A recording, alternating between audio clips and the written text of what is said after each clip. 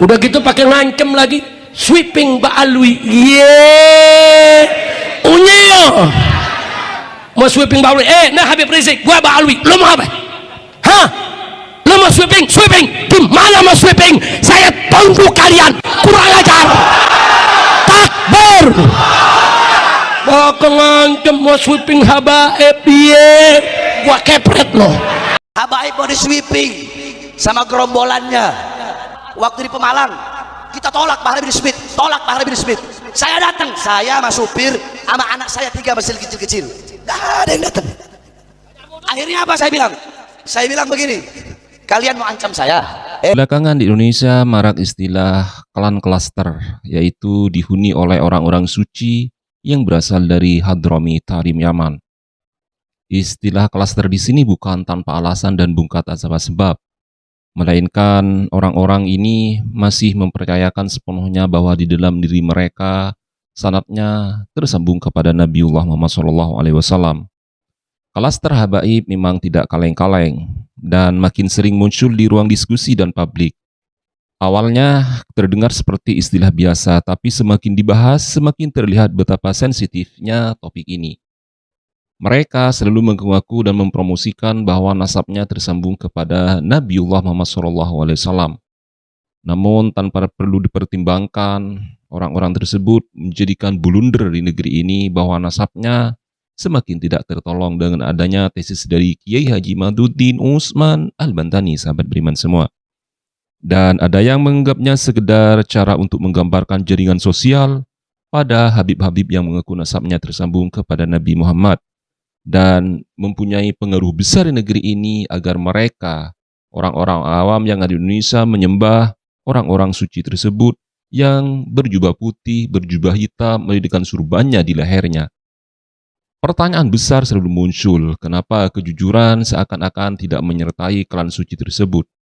Ketika nasab dipertanyakan, klaster klan suci tersebut seakan-akan bisa menghindar, dan orang-orang yang bertanya, oknum yang bertanya dicap sebagai pengkhianat dan membakar. Bagaimana orang-orang tersebut dicap sebagai orang-orang abnormal yang tidak punya harga diri negeri ini karena berhasil menanyakan luas bahwa siapa mereka sebenarnya, klan dan klaster suci tersebut, sahabat beriman semua. Dan di masyarakat, dakwah-dakwah yang selalu populer dengan gelar habaib memang cenderung mencenderai bahwa Bang Alwi seakan-akan nasabnya tersambung kepada Nabiullah Muhammad SAW. Namun ada juga yang merasa istilah itu terlalu menyederhanakan sesuatu yang harusnya dihormati. Iya, orang-orang yang berjubah putih, berjubah hitam menjadi kelas tersendiri, yaitu Habib Bang Alawi, sahabat beriman semua. Nama seperti Habib Rizik sering ikut disebut ketika pembahasan ini dimulai. Perdebatan antara pembatal nasab Kiai Haji Maduddin Usman beserta Imam Besar Habib Rizik, Habib Bahar beserta menantu dari Imam Besar Habib Rizik yaitu Habib Hanif seringkali berawal dan berakhir dengan kegisruhan yang semakin mengungkap siapa sebenarnya yang paling berkelas di negeri ini, sahabat beriman semua. Mereka mengklaim bahwasanya mereka merupakan keluarga Nabi. Hari ini kita harus lebih tegas bersuara untuk mengatakan Bani Ba'alwi yang menyebut diri mereka sebagai Habib di negeri ini, mereka bukan anak cucu Nabi. Sudah jelas DNA mereka gay, yang sangat berbeda jauh dengan DNA Rasulullah Sallallahu Alaihi Wasallam. Tetapi pengakuan mereka sebagai anak cucu Nabi, mereka gunakan itu semua untuk mengeksploitasi umat Islam dan bangsa Indonesia. Dan ini semua tidak bisa dibiarkan. Memang ini sudah disinyalir oleh Rasulullah Sallallahu Alaihi Wasallam, "Tsumma fitnatu sarra", nanti akan muncul fitnah sarra, dakhanuha min tahti qadama rajulin min ahli baiti, di mana fitnah itu akan keluar dari seseorang atau orang-orang yang mengaku-ngaku sebagai ahlul baitku, kata Nabi, ngaku-ngaku sebagai keluarga Nabi. Yaz'umu annahu minni walaysa minni. Mereka ngaku-ngaku, nyebut-nyebut diri mereka merupakan keluargaku. Mereka menyebut diri mereka sebagai keturunan Nabi. Mereka menyebut diri mereka sebagai dzurriyyat Nabi, itrah Nabi. Mereka menyebut diri mereka sebagai ahlul bait Nabi. Walaisa minni, padahal sebenarnya kata Nabi, mereka bukan keluargaku, mereka bukan zuriatku, mereka bukan keturunanku. Wa innama awliyaiyal muttaqun, karena sesungguhnya semata-mata wali-waliku, keluargaku yang sesungguhnya kata Nabi adalah orang-orang yang bertakwa.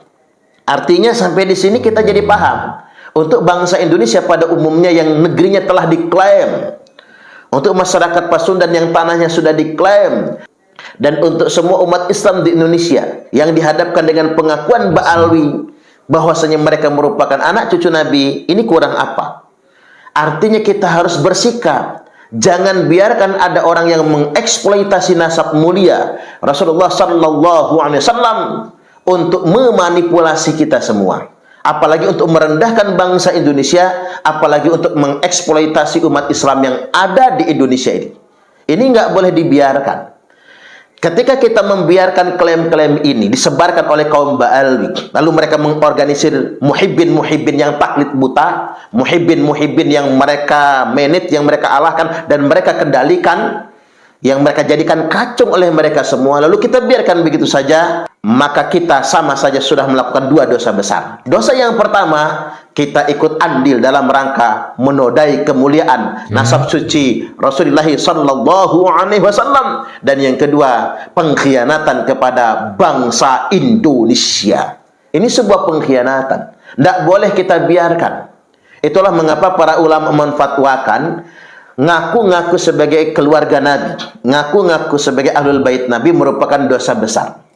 Sampai-sampai ada 3 hukuman yang disebutkan oleh Imam Malik rahimahullahu ta'ala terhadap orang-orang yang mengaku-ngaku sebagai keturunan Nabi. Yang pertama, yudrabu dorban waji'a, pukul dia dengan pukulan yang sangat keras atau pukulan yang sangat menyakitkan. Kemudian yang kedua, wa yusyahar bihi, viralkan, sebarkan kemana-mana bahwasanya ini sekelompok orang yang ngaku-ngaku sebagai keluarga Nabi. Kemudian wayuh basu zamanan tawila, penjarakan dia dalam waktu yang lama sampai dia menyadari akan perbuatannya tersebut. Artinya memang berdasarkan fatwa ini, bangsa Indonesia, kaum muslimin pada umumnya harus Kita tidak berbicara mengenai nasab Habib Ba'alwi lagi, sahabat beriman semua. Yang kita bicarakan bagaimana tokoh-tokoh seperti Imam Besar Habib Rizik yang kita anggap sebagai presidennya dari Rabithah Alawiyah, yang semakin pede bahwa Ba'alwi tersambung sanadnya dan selalu mempromosikan nasabnya tersambung kepada Nabiullah Muhammad SAW di setiap mimbar ceramah keagamaannya.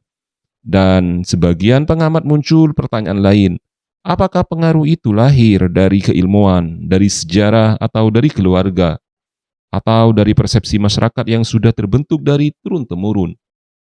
Kurang tahu bahwa kajian-kajian filologi yang mengungkap dan mencatat manuskrip-manuskrip bagaimana keturunan dari klan Habib Ba'alwi ini tersambung sanadnya dan nasabnya kepada Nabiullah Muhammad SAW. Disinilah diskusi itu terasa semakin memanas, dan legitimasi mengenai gelar suci yang selalu diperdebatkan hingga detik ini menimbulkan pro kontra, dan walau tak selalu diucapkan sekeras speaker bahwa mereka nasabnya semakin terjungkal, sahabat beriman semua. Karena ketika sebuah nasab dan kelas tersebut yang dianggap sebagai klaster tersuci di bumi ini, mereka mulai berkelompok dan membahas sebagai sebuah klaster besar yang tidak bisa diganggu-gugat. Dan mereka mencap dirinya sebagai tokoh suci, orang suci yang berasal dari Hadhrami Tarim Yaman, sahabat beriman semua. Dan jarang sekali orang-orang mempertanyakan lagi siapa sebenarnya klan habaib tersebut. Pertanyaan-pertanyaan tapi sederhana, namun sering membuat orang-orang semakin memanas. Wa idh yamkuru bikal ladzina kafaru liyuthbituka aw yaqtuluka aw yukhriju wa yamkuruna wa yamkurullah wallahu khairul makirin. Shadaqallahul azim. Ini ayat luar biasa, saudara. Singkat, padat, ringkas, jelas, menghimpun perjuangan suka duka Nabi. Apa Allah katakan dalam ayat tadi? Wa idh yamkuru bikal ladzina kafaru. Tatkala mereka orang-orang kafir berbuat makar kepada engkau wahai Nabi, berbuat makar kepada engkau wahai Muhammad, berbuat tipu daya, tipu muslihat Untuk apa orang-orang kafir itu memperdayakanmu? Liyuthbituk, untuk membungkammu. Atau zaman sekarang kalau diartikan memenjarakanmu, saudara. Untuk membungkam dakwahmu. Au yaktuluk, atau untuk membunuhmu. Au yukhrijuk, atau untuk mengusirmu. Tiga-tiganya dialami oleh Nabi. Pertama, Nabi mau dibungkam dakwahnya. Kedua, Nabi mau dibunuh di malam hijrah. Dan ketiga, akhirnya apa? Nabi terusir dari kota Mekah, saudara. Allah ceritakan. Nah, sekarang bagaimana cara mereka membungkam dakwah Nabi? Sebelum pada akhirnya mereka ingin membunuh Nabi, sebelum pada akhirnya Nabi berhasil keluar dari kota Mekah, saudara, antara lain satu, saudara, tatkala Nabi berdakwah, mereka caci maki Nabi, mereka hina-hina Nabi, saudara. Nabi berdakwah di kota Mekah dicaci maki, dihina-hina sama orang kafir. Mari kita lihat kenapa mereka mencaci maki Nabi, kenapa mereka menghina Nabi, saudara, supaya Nabi jerak kapok, jangan berdakwah lagi. Itu artinya mereka ingin membungkam dakwah Nabi kita Muhammad sallallahu alaihi wasallam. Tapi apa yang terjadi, saudara? Apa terus Nabi berhenti dakwah karena cacian? Apa Nabi berhenti dakwah karena hinaan? Tidak. Walaupun dicaci maki, dihina habis-habisan, Nabi tetap berdakwah. Bahkan semakin hari yang masuk Islam semakin banyak, semakin hari yang dapat taufik hidayah semakin banyak, saudara. Alhamdulillah. Oh, mereka enggak mempan caci maki Nabi, saudara. Lalu apa yang mereka lakukan, saudara? Setelah dicaci maki tidak berhasil, mereka fitnah Nabi. Mereka fitnah Nabi, dibilang tukang sihir, saudara.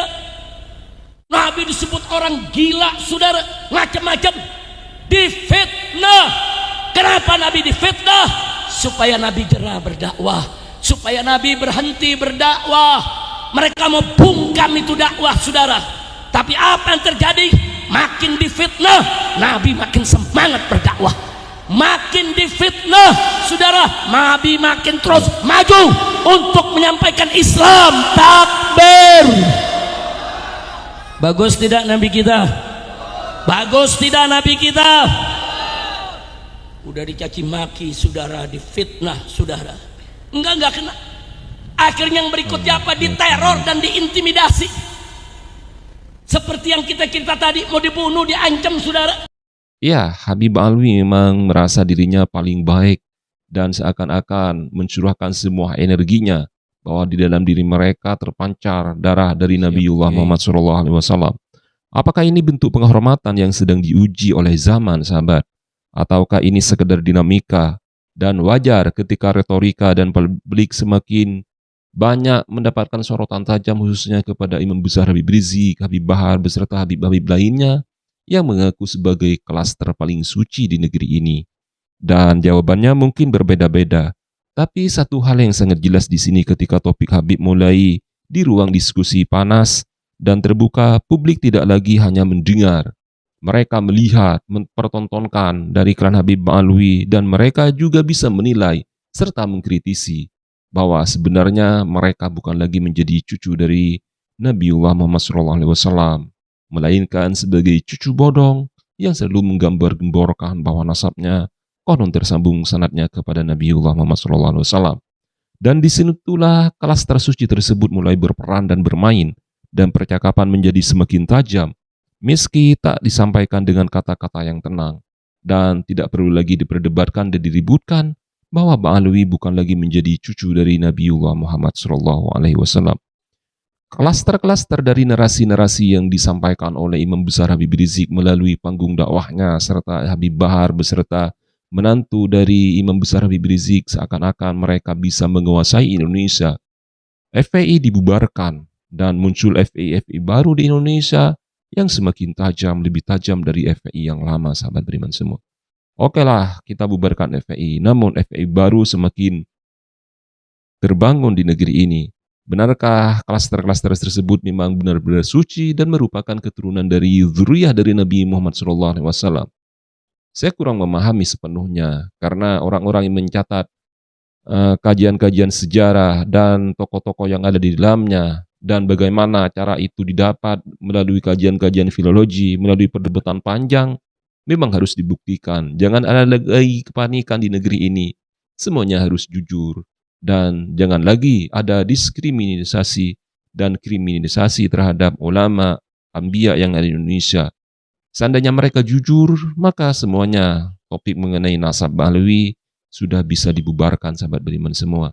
Dan semuanya berawal dari klan Habib Ba'alwi yang mengaku nasabnya tersambung kepada Nabiullah Muhammad SAW dan menimbulkan perdebatan dan gesekan-gesekan tajam di negeri ini. Tuliskan komentar Anda mengenai siapa klaster suci tersebut yang paling berhak mendapatkan gelar suci di Indonesia. Saya akhiri polemik di sini. Wassalamualaikum warahmatullahi wabarakatuh.